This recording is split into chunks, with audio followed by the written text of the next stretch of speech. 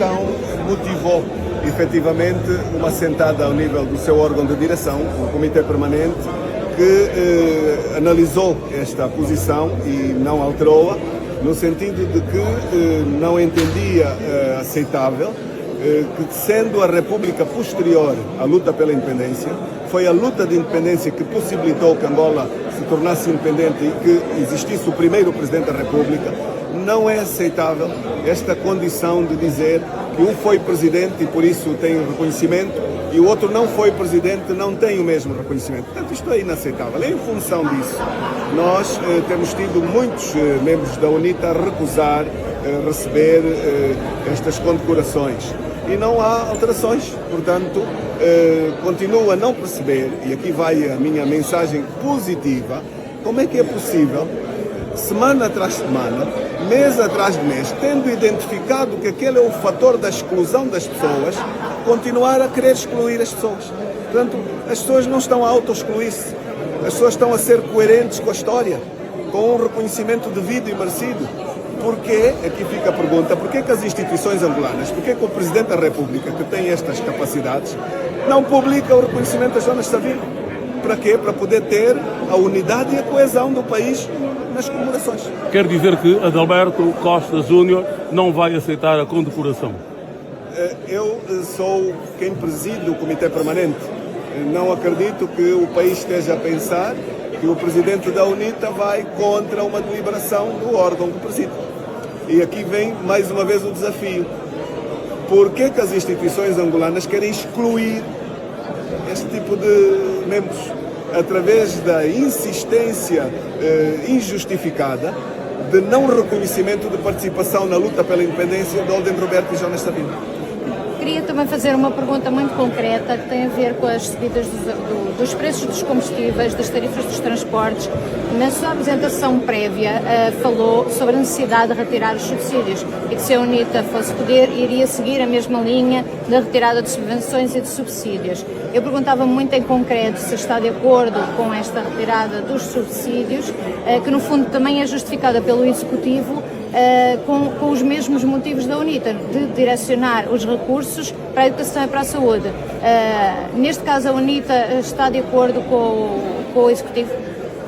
Nós criticamos o timing, nós criticamos a forma, nós criticamos a impreparação destas medidas. Nós mostramos aqui alternativas à gestão económica e eu acrescento algumas. Nós pensamos que a simples retirada dos subsídios até não melhora o ambiente, apesar de o grande objetivo ser deixar de ter um combustível que está excessivamente barato e bem subsidiado para melhor aplicar aqueles destinos se não fizer outro tipo de decisões. Um ambiente competitivo, deixar de ter uma operadora exclusiva, portanto são razões do preço que nós temos aqui. Incentivar um ambiente, diria, económico-comercial, plural, deixar de ter os protecionismos que tem hoje, não significa exclusivamente que aquela poupança vá exclusivamente para educação e saúde.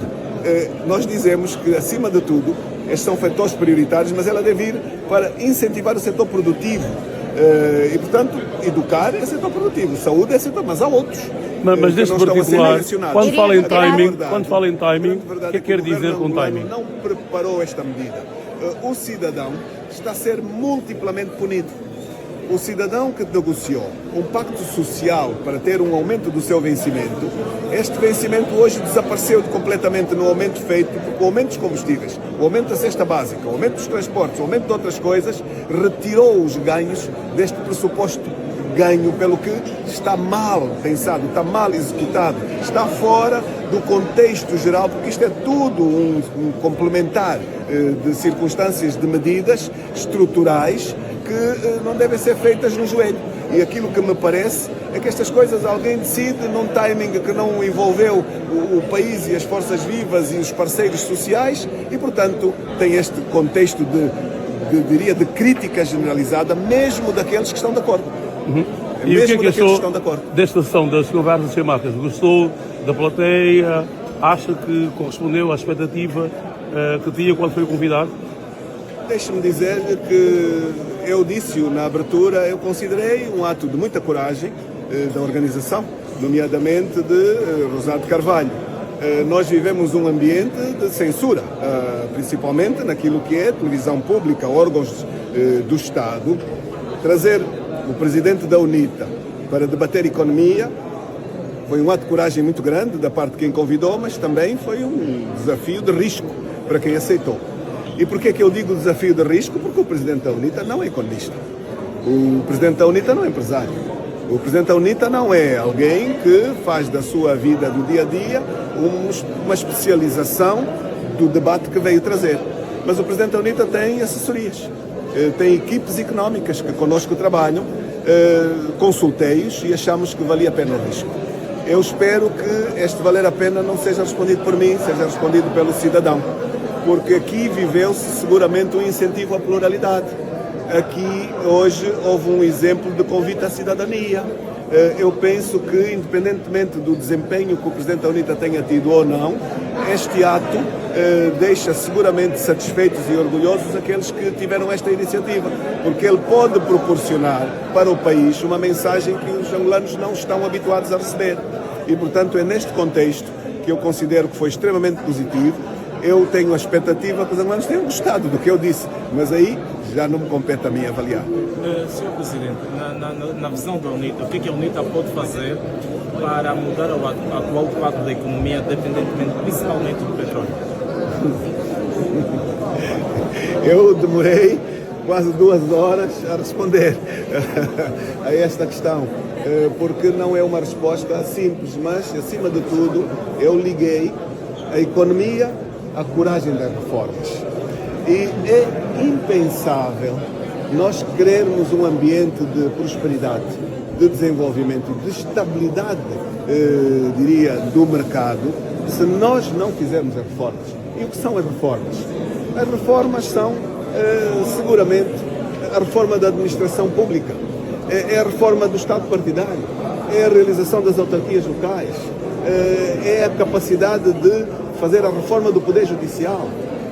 Tudo isto se complementa para termos um ambiente de liberdade. Inclui nisso a revisão constitucional também? Eu disse que a revisão constitucional é para ir para referendo nas eleições. É uma espécie de um referendo para quem meter o seu voto nas urnas. Na medida em que hoje, se mexer na Constituição, traz como imediato efeito a anulação dos mandatos de quem está na cadeira de poder. Estando este exercício de governação com os sinais que todos estamos a ver, eu chamei o presidencialismo imperial, restrição das liberdades, censura, fuga de quadros ao exterior, ninguém está interessado em oferecer de mão beijada esta oportunidade de permanência de quem está a dar resultados tão negativos.